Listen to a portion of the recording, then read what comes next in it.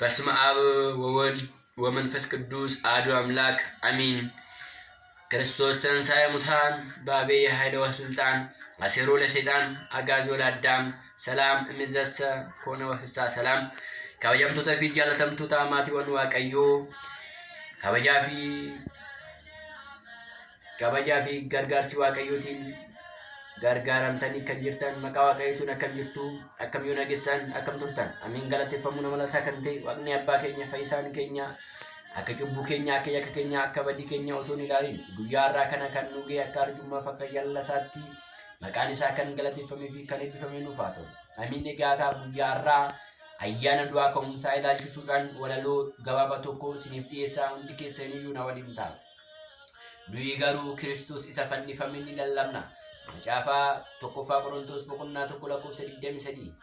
Yaa ilma Waaqayyoo isa du'a mo'ee yakkaani godhee fi du'atti mukatti rarra'ee qoodaan dhiphattuuf ofiisaa xumuree awwaala koo diigee du'arraa na furee awwaala koo diigee du'arraa na furee. Yaa isa dagatee yaa isa irraanfatee gooftaa kee siif du'ee jireenya siif laatee kana kan dhageessu gammadii ililchi afaan bannee kan eegu duudeera bollichi dafqa dhiigaa roobsee bilisa nu baasee karaa du'aarraa walaba nu baasee fannoo isaa nuuf ta'e ragaa bara baraa isa dhiiga kaffalee ta'e ola araaraa jaalala nuuf qabuuf fannoo irratti ol ba'ee ana odeesseen fixuu olma isaa danda'ee fannoo irraa gad bu'ee awwaala kan seene du'a koo fudhatee anaan du'uu koo hin feene.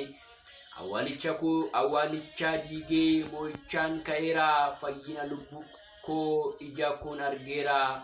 Fayyina lubbuu koo ija koon argeera. Mirga abbaa kan taa'e hundumaa dabarsee gaddi koo ni dhiifame gammachuun koos ni durse. Anis kanan godhuu gochaa irraa kaasee naaf du'uu isaan labsaa sagalee koo ol kaasee isa hin dhageenyetti naanna'een lallaba alaabaa mo'ichaa fannoo isaan ol qaba alaabaa mo'ichaa fannoo isaan ol qaba. Kan inni argatee an akka ta'eef reefuun hubadhaa bakkan jiru ka'ee sagalee isaa gatee kan biraa simadhee boo'icha fannoorraa maalifan dagadhee boo'icha fannoorraa maalifan dagadhee. Lammaffaa fannootti na dabarseen laadhu isaanii ni du'ee gongumaan dagadhu isa naaf du'ee gongumaan dagadhu. Yoonaan kana godhee booda naqaanessaa kanaafan yaadadhaa madaasaa kaleessaa kanaafan yaadadhaa madaasaa kaleessaa. Abeet yaa addunyaa yaa ishee gooftaan beekne maaliif du'aatii deemtaa maaliif of hin eegne. Qalbii jijjiirradhu mootummaa isaa dhaaltaa yoo garaa jabaattee abiddicha galtaa yoo garaa jabaattee abiddicha galtaa. Anaaf jettee dhuftee ol gubbaa waaqarraa silaa cubbuu kootiif ofii koof adaaraa anaaf dhiphachuun kee tasaan irraanfadhu anaaf jedheen quufu baraan na ulfadhu.